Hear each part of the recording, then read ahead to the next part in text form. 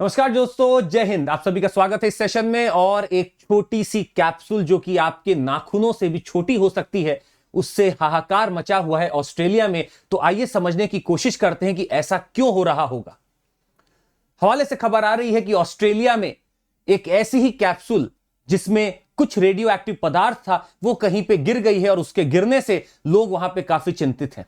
आइए समझते हैं कि क्या रेडियो एक्टिविटी हो सकती है और इसमें ऐसा क्या था जो हमें सतर्क आगे के लिए रहने पे मजबूर करेगा। आइए देखते हैं। इस हथेली पे, हमारी उंगलियों पे एक छोटा सा आप इमेज देख रहे होंगे कैप्सूल का। यह है बहुत छोटी कैप्सूल, पर इसमें हाहाकार मचाने की क्षमता बहुत ज्यादा है।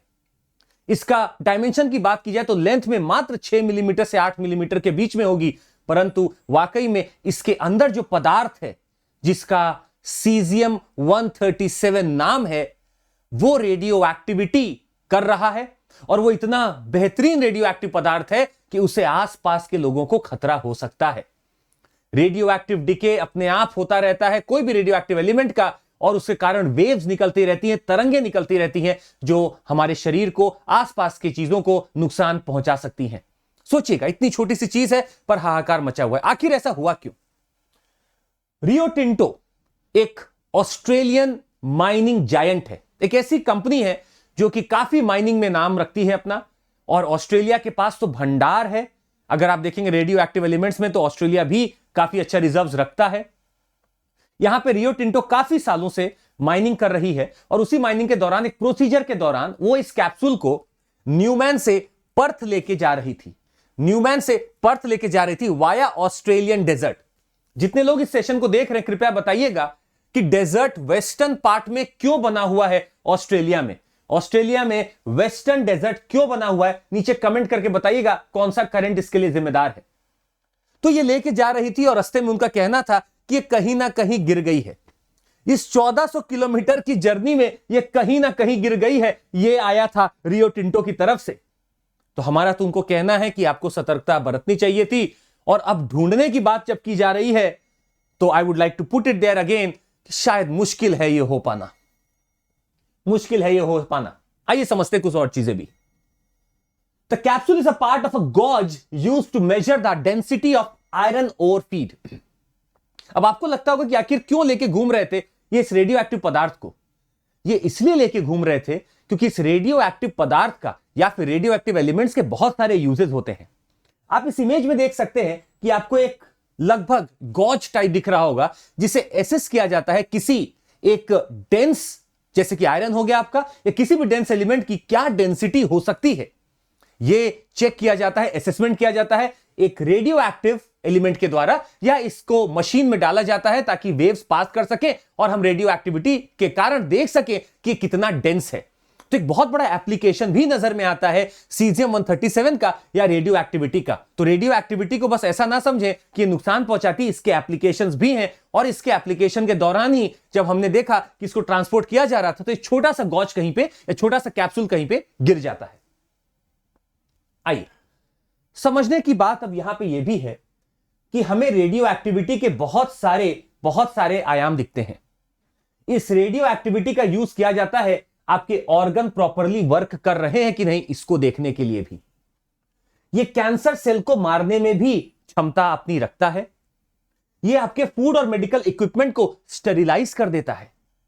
यह आपका थिकनेस की, जो हम अभी बात कर रहे थे, डेंसिटी थिकनेस की बात कर रहे थे, इसको भी यह चेक कर सकता है। और अगर आपके पाइप्स में कहीं लीक है तो भी रेडियो एक्टिविटी का आप यूज कर सकते हैं। इतना ही नहीं, रेडियो एक्टिविटी का यूज देखा जाता है, जैसे कि हमने आपको इन चीजों का बताया, it can be used as sterilising, smoke detectors में भी यूज होता है, थिकनेस मेजरमेंट में भी यूज होता है, checking the welds, medicals, tracers, इन सब में यह यूज होता है आपका कहीं ना कहीं रेडियो एक्टिविटी। तो ये आपकी प्रीलिम्स के लिए इंपॉर्टेंट हो सकता है कि रेडियो एक्टिविटी के यूजेस कहां कहां हो सकते हैं। जैसा कि आप देखेंगे, it can trace some blockages in the vital human organs, it can monitor the nutrient flow in plants, तो बहुत अच्छा एक ट्रेसर भी है ये। गामा रेज इसके कैंसर सेल्स को डिस्ट्रॉय कर सकती हैं। Gamma camera is used to identify the faults in the welds, कि जहां पे आप ज्वाइंट कर रहे हैं वहां कोई फॉल्ट तो नहीं है। Beta particles are used to monitor the thickness of paper और द मेटल्स। तो आप देख सकते हैं कि रेडियो एक्टिविटी कितना इंपॉर्टेंट एप्लीकेशन भी रखता है। और इसी के लिए इसको सही से यूज करने के लिए भी पूरे प्रोटोकॉल्स बनाए जाते हैं, इसको यूज करने के लिए पूरी हिदायत दी जाती है। भारत की बात किया जाए तो पूरा ही एक प्रोटेक्टेड सेक्टर में ही है ये, ऐसा नहीं है कि इसको आम और प्राइवेट लोगों में यूज किया जाए। ये बहुत ही प्रोटेक्टेड सेक्टर है जहां पे सिर्फ गवर्नमेंट अपना हस्तक्षेप कर सकती है और वही इसको यूज कर सकती है। क्या यूजेस की बात कर रहे थे तो आपको पता चल गया, measuring the thickness of the foil, radioactive tracers, smoke alarms, radioactive tracers to look for water leaks. ये जैसा कि हमने आपको बताया ये रेडियो एक्टिविटी के यूजेस हैं। खैर बात करते हैं कुछ सीजियम के बारे में। आप देखेंगे कि जो भी रेडियो एक्टिव एलिमेंट होता है वो आपका गामा और एक्सरे छोड़ता रहता है लगातार, और इस सीजियम 137 का कहा गया है कि जो हाफ लाइफ पीरियड है वो कहीं ना कहीं 30 साल के आसपास है। ये गामा और बीटा रेस दोनों छोड़ रहा है और इसका जो हाफ लाइफ पीरियड है वो 30 साल के आसपास है। मतलब इस पदार्थ का बिल्कुल हाफ हो जाएगा 30 सालों में।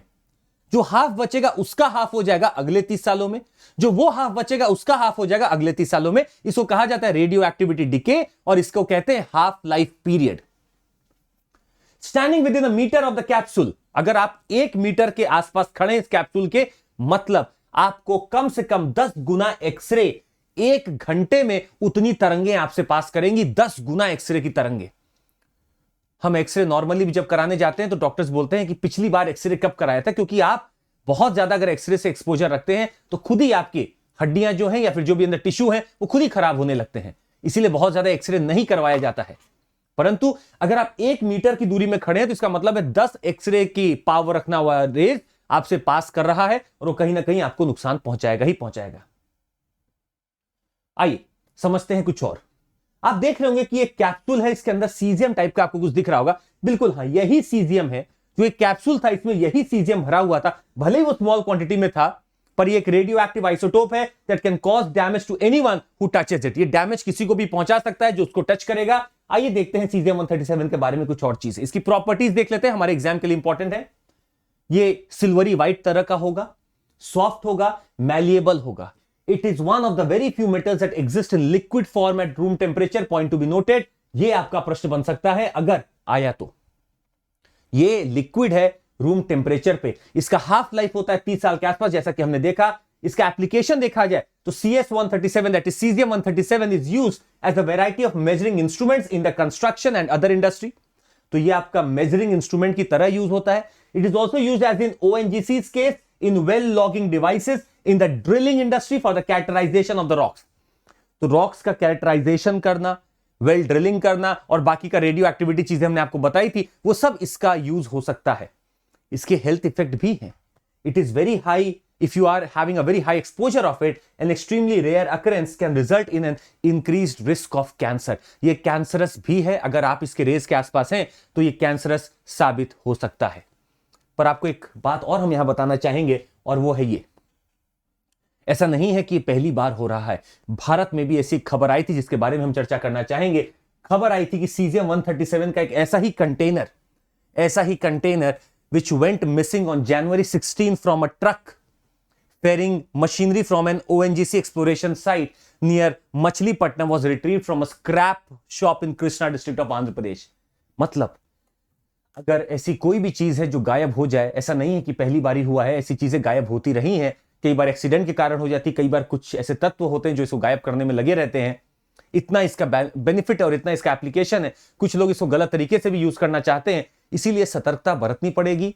और भारत में भी ऐसा हुआ था, हालांकि इस न्यूज को 2019 में आप देखेंगे तो मिलेगी आपको, परंतु होता रहता है ऐसा और ये होना नहीं चाहिए, क्योंकि अगर ऐसा कोई भी रेडियो एक्टिव चीज है, अगर वो गायब हो रही है, कहीं और चली जा रही है और अगर मानव के सिविलाइजेशन के आसपास रह रही है तो बहुत नुकसान पहुंचा सकती है। तो प्रोटोकॉल और सतर्कता बरतना बहुत जरूरी है ऐसी चीजों में। उम्मीद करेंगे कि ये कंपनी जल्दी से उसको ढूंढ ले ताकि जो भी एक इंपैक्ट पड़ना है ह्यूमन सिविलाइजेशन पे नेगेटिव, उसको हम बचा सकें और आगे से वो सावधान रहेगी। बहुत बहुत धन्यवाद आप सभी का। आज के सेशन से आपको कुछ पीटी अलर्ट्स मिले होंगे, जरूर लिखिएगा उसको। बहुत बहुत धन्यवाद आप सभी का। Thank you so much, take care, जय हिंद, थैंक यू।